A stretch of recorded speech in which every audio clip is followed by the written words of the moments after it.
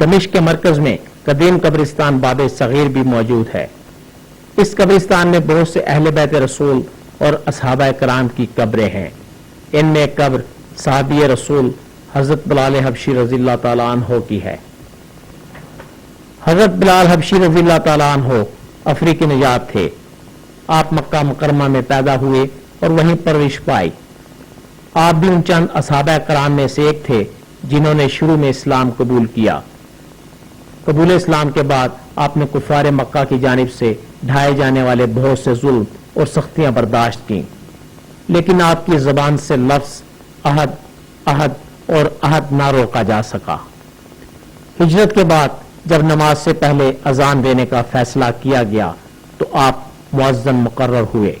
فتح مکہ کے بعد نبی اکرم حضور صلی اللہ علیہ وآلہ وسلم کے حکم سے آپ نے خانہ کعبہ کی چھت سے پہلی اذان دی۔ اللہ اکبر اللہ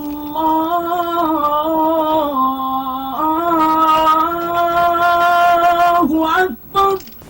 آپ نے حضور کے ساتھ تمام غزوات میں شرکت کی۔ حضور کی وفات کے بعد آپ پر رنج و غم کی شدید کیفیت طاری ہو گئی اور آپ نے اذان دینی ترک کر دی، جس کی وجہ یہ تھی کہ اذان دیتے وقت آپ پر رکت طاری ہو جاتی۔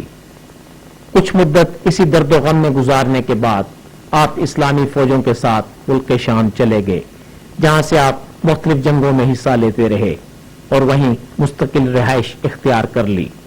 ایک مرتبہ آپ نے خواب میں نبی پاک حضور صلی اللہ علیہ وآلہ وسلم کی زیارت کی، جس میں دیکھا کہ وہ آپ کو یاد فرما رہے تھے۔ آپ نے فوراً حضور کے روضہ پر حاضری کے لیے مدینہ منورہ کا سفر شروع کیا۔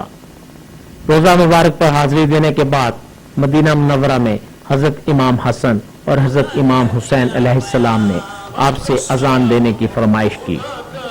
آپ نے رسول کے نواسوں کی فرمائش پر اذان دی۔ تاریخی کتابوں میں درج ہے کہ مدینہ کی فضاؤں میں آپ کی اذان کی آواز جہاں جہاں سنی گئی، تمام عورتوں اور مردوں کی آنکھیں دور نبوت کو یاد کر کے اشک بار تھیں۔ اسلام نے انسانی مساوات کا جو تصور دیا ہے، اسی کا مظہر حضرت بلال رضی اللہ تعالیٰ عنہ کی ذات بھی ہے۔ آپ کی زندگی وہ مبارک زندگی ہے جس کا ایک ایک لمحہ خدا اور اس کے رسول کی محبت و اطاعت میں صرف ہوا۔ اسی اخلاص اور فداکاری نے انہیں وہ بلند مقام عطا کیا جو دنیا کے کسی شہنشاہ کو نصیب نہیں ہوا۔ ادائے دید سراپا نیاز تھی تیری، کسی کو دیکھتے رہنا نماز تھی تیری، اذاں ازل سے تیرے عشق کا ترانہ بنی، نماز اس کے نظارے کا ایک بہانہ بنی۔ خوشا وہ وقت کہ یہ صرف مقام تھا اس کا، خوشا وہ دور کہ دیدار عام تھا اس کا۔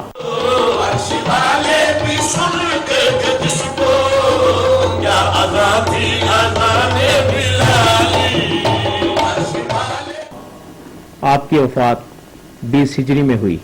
جاوید کاظمی، پاکستان ٹیلی ویژن نیوز، قبرستان باب صغیر، دمشق۔